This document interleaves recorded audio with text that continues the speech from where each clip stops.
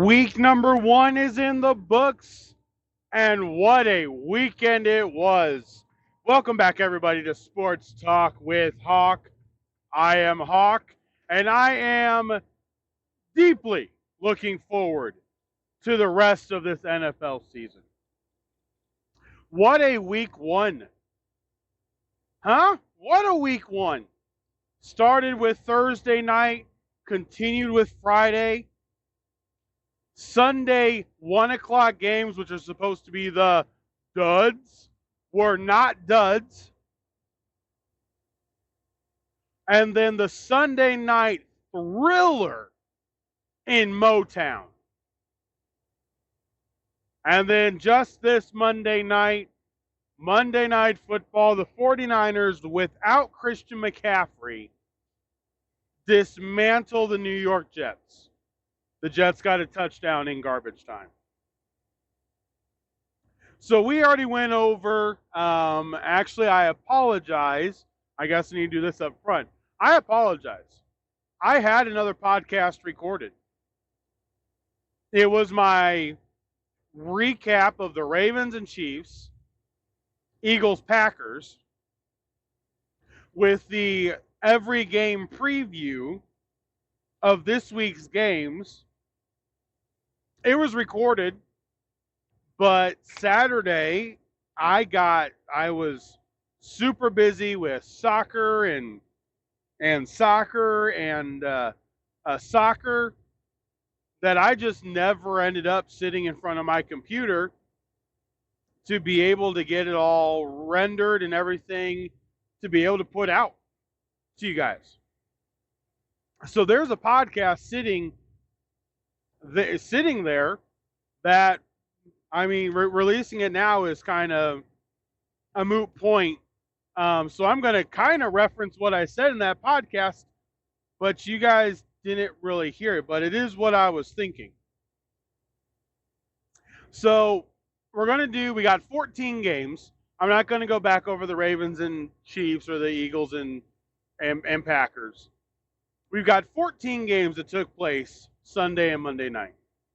So we're legitimately going to go 7 games today. You see on the schedule, on the screen in front of you, which 7 games we're going to be doing. We're legitimately just going to go through each game, and I'll give you kind of the rundown. I've watched the fast play version of some of these games. I watched multiples of them live. I love freaking YouTube TV's 4-screen. I love it. It's best thing ever. They don't sponsor me, but doggone it. YouTube TV, the 4 screens, dang it, it's fantastic. Absolutely fantastic for college and NFL. So in the first 7, you can see we're going to tackle all 3 of the rookie quarterbacks. Those are our first 3 games. And then we're going to tackle 2 of the close games and then 2 other ones. So the rookie quarterbacks. Let's start out Titans and Bears. It was live here in Indianapolis on Fox. My gosh. Don't tell me, as the number 1 pick, as a player who has been given everything that you need to succeed, 2 really good receivers, really good running back, solid tight end. Don't give me any excuses in game number 1 why you can't throw the football. So let me give you the tale of 2 halves. In the first half, the Titans were controlling basically everything. They were controlling the line of scrimmage on both sides of the ball. The Bears defense wasn't necessarily lost, but the game plan from the Titans was decent. Brian Callahan had a very decent game plan. The second half, I'm not sure if it is, I don't know. I really can't tell you what it was. I do not know why the Titans kind of felt like they put it in cruise control mode. Yes, the Bears defense played a little bit better, but I can't tell you why they put it. It just felt like they were trying to go cruise control and just get the W. So in the first half, Will Levis was decent. Tony Pollard has a rushing touchdown. Will Levis has a passing touchdown. Honestly, the Titans looked like a team that wasn't going to be an easy defeat. Let's put it that way. I don't want to overstate it. They looked like a team that wasn't going to be an easy defeat. You know, when they continued moving on, and you guys know from my picks, my lock of the week was the Bears. I thought the Titans were going to look like garbage. Well, the second half changed. Titans are up 17-3 at half. Look like they're in control. The Bears get a field goal, make it 17-6. But then this one big play happened. Or sorry, they get a big play that happens. They get a blocked punt for a touchdown. Now, this is starting to become a problem with the Titans because if you remember last year, the Colts blocked a punt on the Titans. I believe they had 3 blocked last year. Something's wrong. But the Bears blocked the punt, returned it for a touchdown at 17-10. They kick a field goal, 17-13. They kick another field goal. And honestly, you're wondering what the Titans are doing. They're sitting here now after a blocked punt and 2 field goals. They're up by 1 point with just under 10 minutes left to go in the fourth quarter. They then start driving down the field on the next drive. Will Levis throws an interception.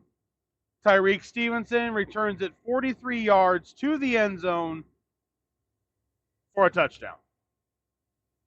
The Bears go for 2. They convert 24-17 with 7.5 minutes left in the game. The Titans do nothing. Game is over, 24-17. There were no offensive touchdowns. No offensive points. Everything was defense and special teams.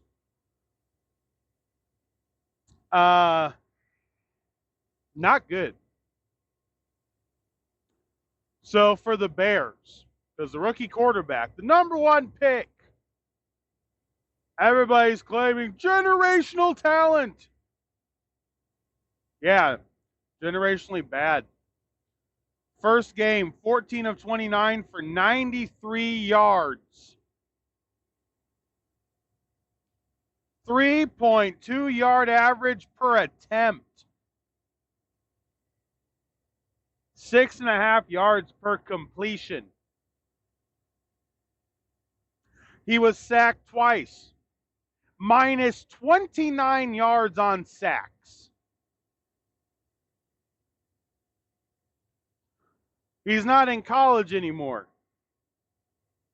Yeah, Toto, we ain't in Kansas.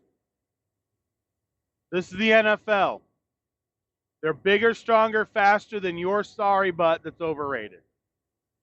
Yes, I know. Being a Caleb Williams hater.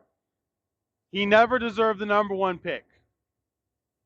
Lincoln Riley has made multiple quarterbacks get drafted. He's gotten some of them paid. They're not that good. And come on, let's be honest. DJ Moore, Keenan Allen, DeAndre Swift, Cole Kmet. A Titans defense that isn't really that buttoned up Game number 1 at home in Chicago. And you complete less than 50% of your throws. You cost your team 30 yards in sacks because you don't understand that you just need to throw the ball away. DeAndre Swift, 10 carries for 30 yards. Caleb Williams had 5 scrambles for 15. On the receiving end, DJ Moore had 5 catches, 36 yards. Keenan Allen had 4 catches, 29 yards. And then everybody else was just 1 catch.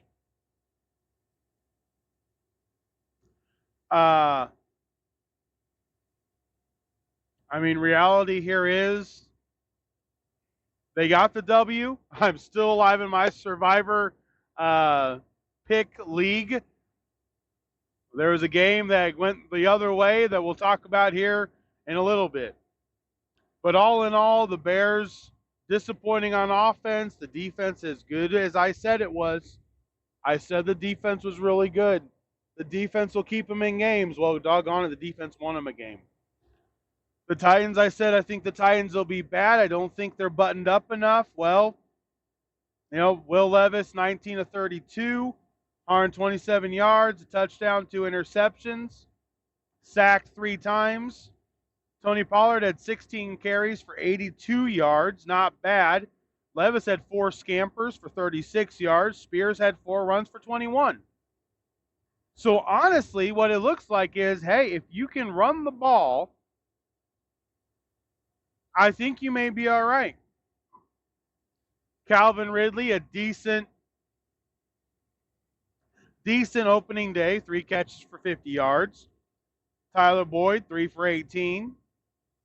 Not horrible, but it's the turnovers. And Will Levis will be out as quarterback because of the turnovers. He had 3 turnovers. But he wasn't the only quarterback that had 3 turnovers, so I can't dog on him too much today. Really can't.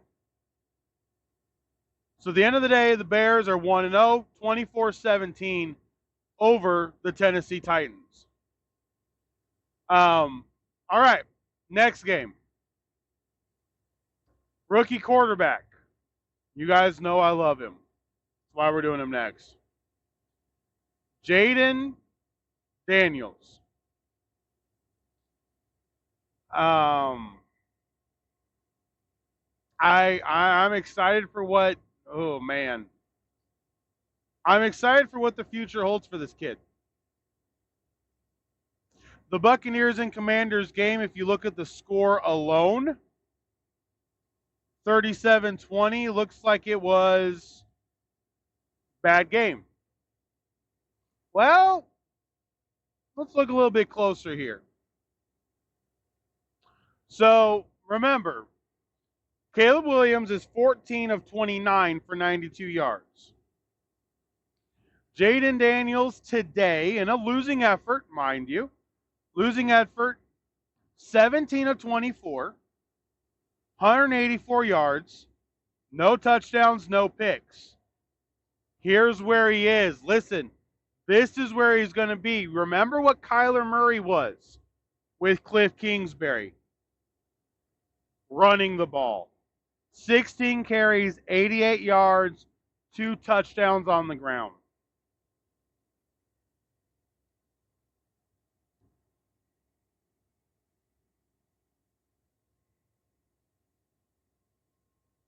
That's not bad. It ain't bad. He's playing within himself. He played within the offense. The running game didn't really get going. Brian Robinson had 12 carries, 40 yards. Eckler had 2 carries for 10. Your best receivers were the running backs, which I kind of claimed that was going to be a bit for everybody to be able to figure out the receivers. Eckler, 4 catches. Robinson, 4 catches. McCaffrey and McLaurin had 5 catches between the 2 of them. So right now, short screens, protecting him. Can't blame him. But not bad. Not bad. But the Buccaneers were better. And decisively better. Baker Mayfield, 24 of 30, really efficient day, 289, 4 touchdowns. The running game, suspect, actually. Rachaad White had 15 carries for 31 yards. Bucky Irving had 9 carries for 62. He had a long of 31. So, all in all, the running game wasn't great. Receiving game, beautiful day. Chris Godwin, 8 for 83. Rachaad White did do what he does out of the backfield, 6 receptions, 75 yards. Mike Evans, 5 catches, 61 yards, 2 touchdowns. Jalen McMillan, beautifully done, a catch for 32 yards with a touchdown on top of it. All in all, not bad. All in all, not bad. The takeaways from this game, really simple. The Commanders are a brand new team from top to bottom.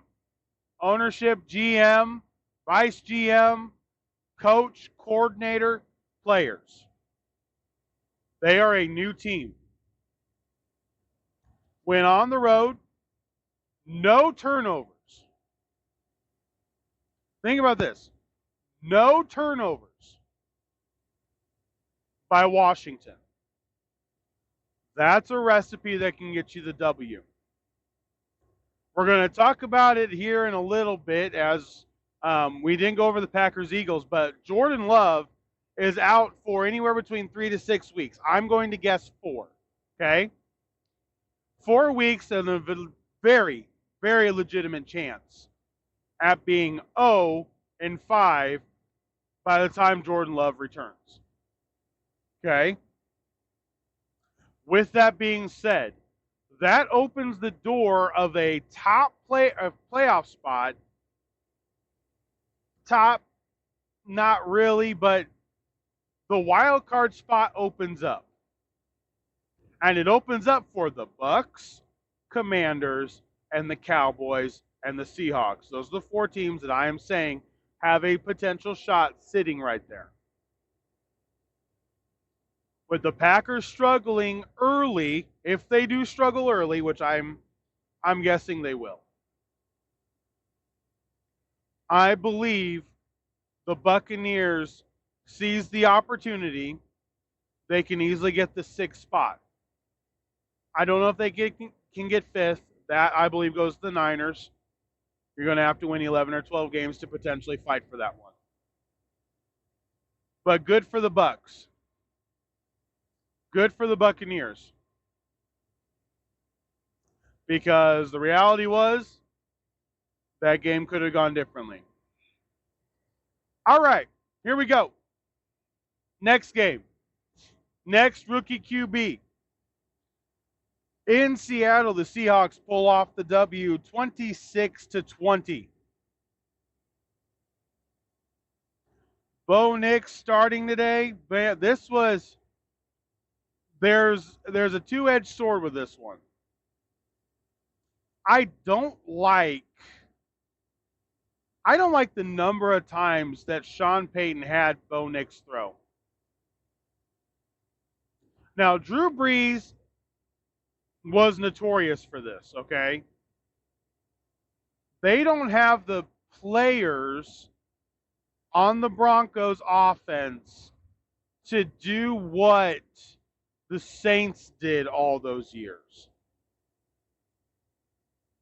They don't have the breakaway receivers right now.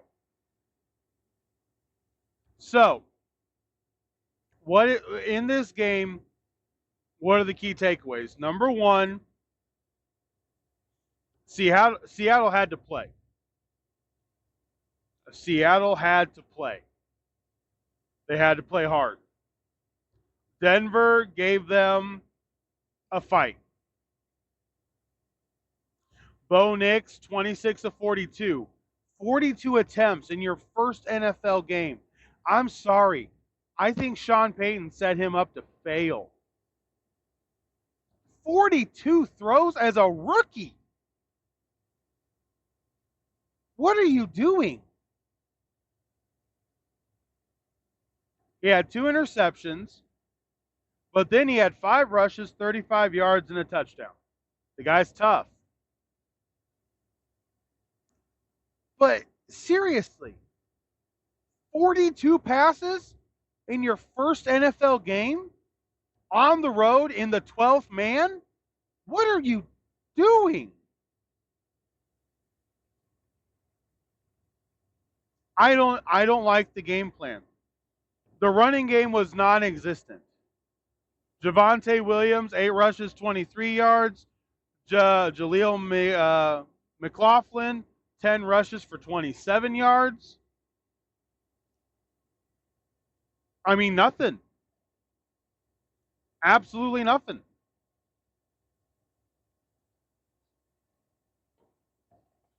Receiving wise, Josh Reynolds, 5 for 45. Vale, 8 for 39, so a bunch of short throws. Sutton had 4 for 38. Nothing extravagant. On the other side, the Seattle Seahawks. Geno Smith, 18 of 25, 171 yards, 1 touchdown, 1 interception. Kenneth Walker had a good game. 20 carries, 103 yards, and a touchdown. Geno Smith also ran a touchdown in. Receiving, Tyler Lockett, 6 for 77. Charbonnet, the backup running back, 2 for 29 with a touch. DK Metcalf, 3 for 29. And Jason Smith Enigma, 2 for 19.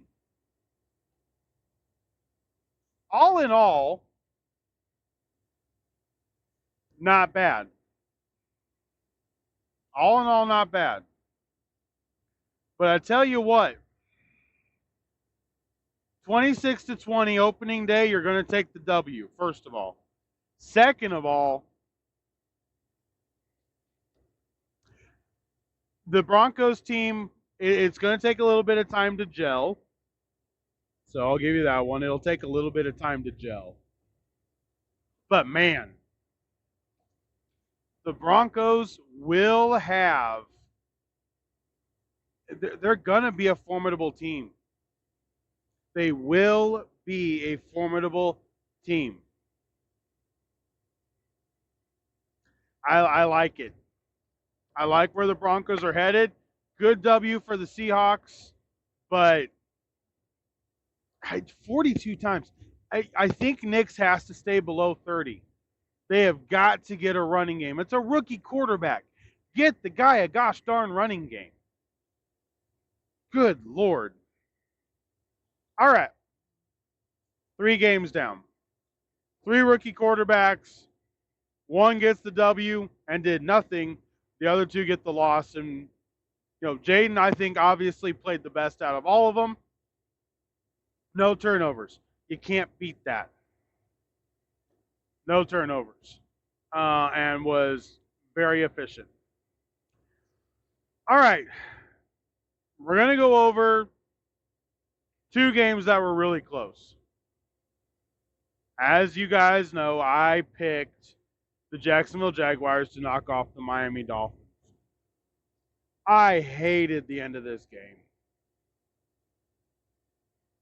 Hated it. Something about, and Doug Peterson, I don't think can be to blame. Maybe he can. Something about this team not being able to close out the game continually kills them. It's what they did against Cincinnati, if you remember, last year.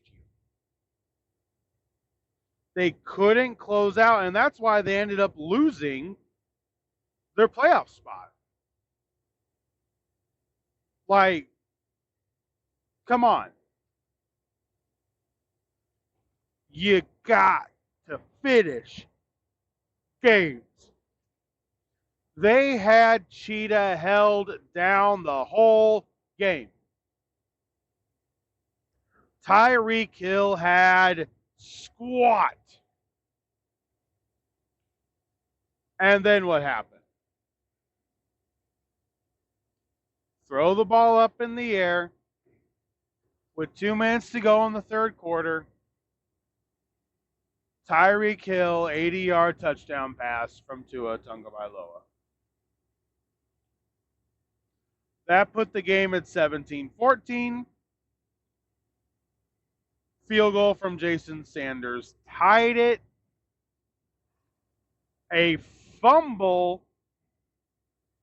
at the 7-yard line by the Jacksonville Jaguars basically turned this game around. Really did. It really did. That fumble is what kept the Dolphins in it. That fumble is really why they won. Jacksonville was more physical. Jacksonville really pushed the Dolphins defense around. I mean, listen to these running. Tank Bigsby, 12 carries, 73 yards. Travis Etienne, 12 carries, 44 yards. 26 rushes, 128 yards, 5 yards a carry. Trevor Lawrence was 12 for 21, 162 with a touchdown. That touchdown went to the rookie Brian Thomas Jr. I said he was going to be good. Gabe Davis had 3 catches, 62. Brian Thomas had 4 for 47 with the touchdown. Travis Etienne fumbled the ball into the end zone. And yeah.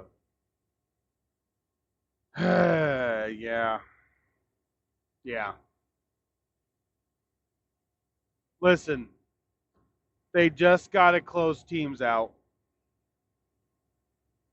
You look at the Dolphins side.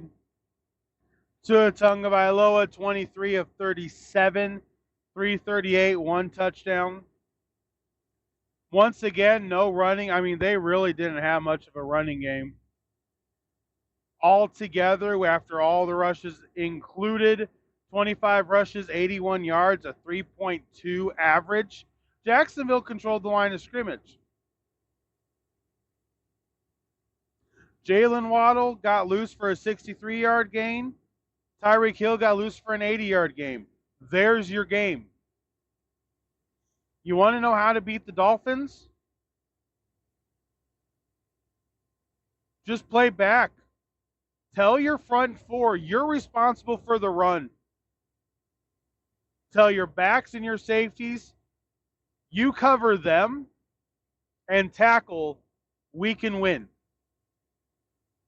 The Dolphins are outrageously beatable. Outrageously beatable. But the defense came up with a really good play at the end of the game and got their team the W.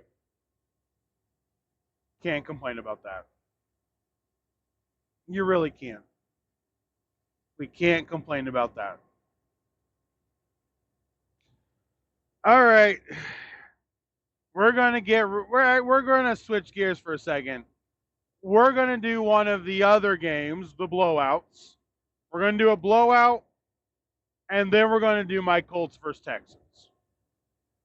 The game that was live in Indianapolis that I was able to watch. But let's start with the blowout game. And in choosing this, I said this may be one of their only 2 wins this year. I changed who I was going to pick, and I went with the New Orleans Saints over the Carolina Panthers. I said New Orleans, energy, game number 1, Superdome. It's still Bryce Young. They're going to be learning. You know, I gave you all the reasons. Boy, did it come true. So Tua was 13 of 30. 13 of 30.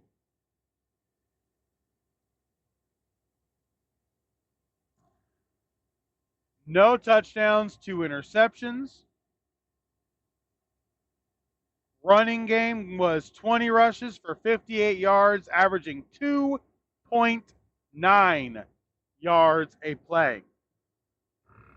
You had Adam Thielen, 3 catches, 49 yards.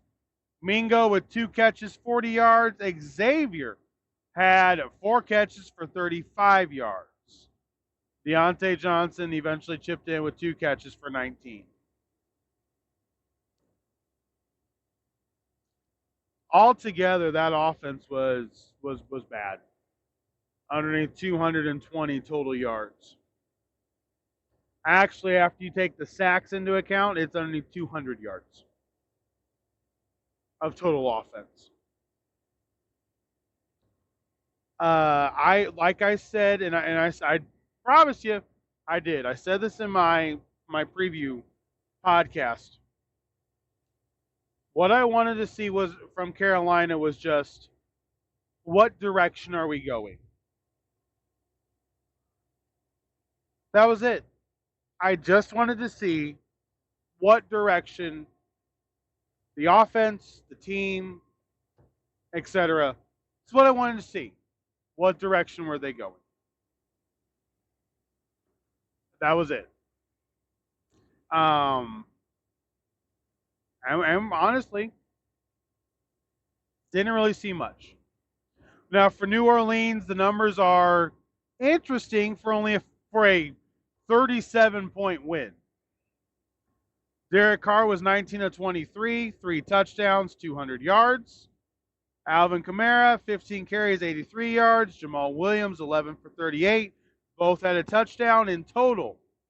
They ran the ball 37 times for 180 yards for a 5-yard carry average. Rashid Shaheed, one of my favorite speedster receivers in the NFL. 3 catches, 73 yards, and a touch. Foster Moreau, the new tight end for them, 4 catches, 43 and a touch. Kamara added 5 for 27. Juwan Johnson, one of the other tight ends, 2 catches for 26 yards and a touchdown for him. All in all, you're still less than 400 yards of total offense, but wasn't bad. Wasn't bad. I will say I think the Panthers will be better. They will be better. But they definitely could not handle New Orleans. New Orleans, big stage, opening week, controlled the game right from the kickoff. And as I said, they really weren't going to have a chance. They just, at the end of it, thinking about it, they weren't going to have a chance. And the Saints smashed them 47-10. All right. Saving this one for last for this podcast. Oh, my goodness. Houston Texans against the Indianapolis Colts. Now, for those of you that remember, my pick for the week was 27-17. That's what I thought the Texans were going to win by. So let's just jump straight in. I'll give you the stats and then I'll give you some of the points that I want to bring up. First of all, the Houston Texans. C.J. Stroud, 24 out of 32, 234 yards, 2 touchdowns. Joe Mixon, 30 rushes, 159 yards, and a touch.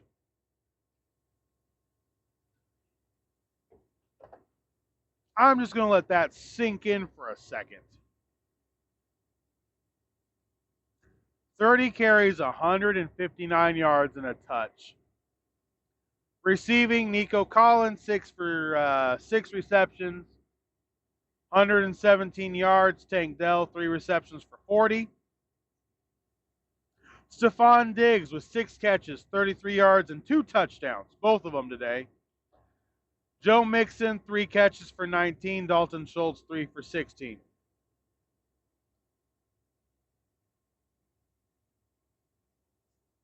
On the Indianapolis Colts side,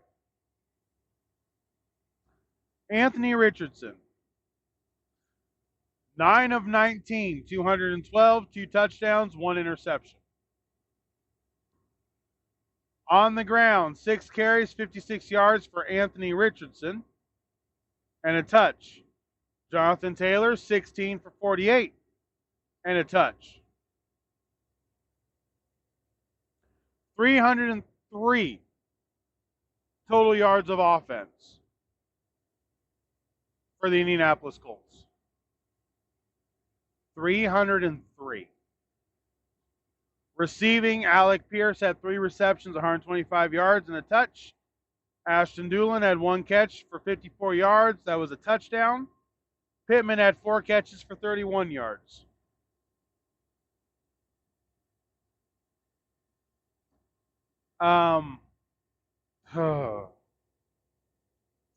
Okay. For those of you who did not watch this game,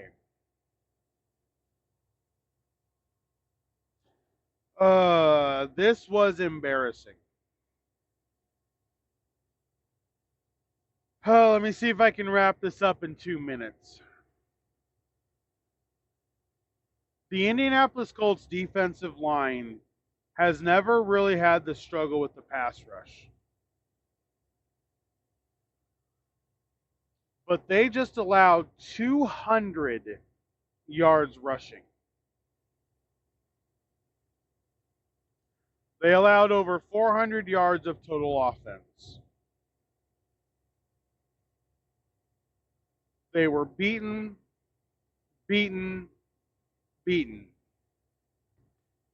by solid, schemed, strategic plays. Some really good catches. I will give you that.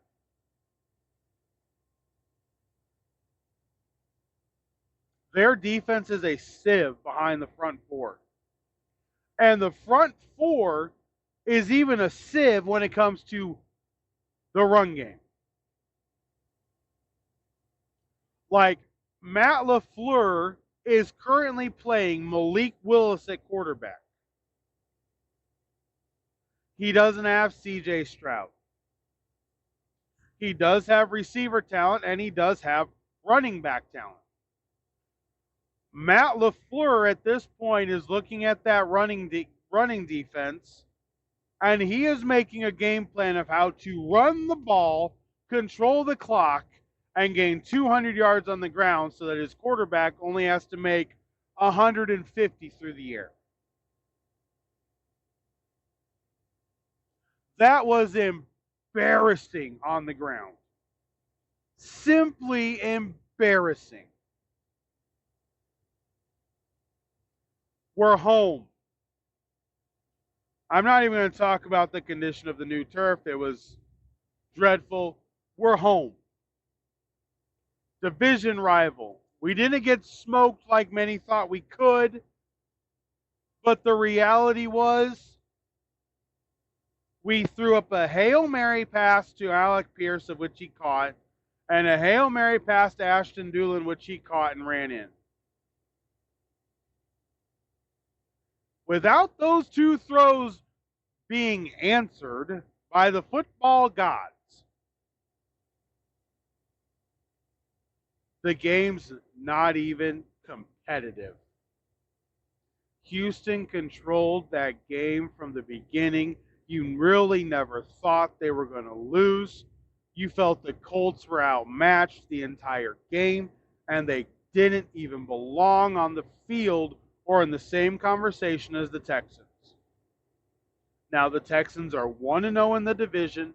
They are the only team that won in their division this week, and that's a dang good way to start out a season.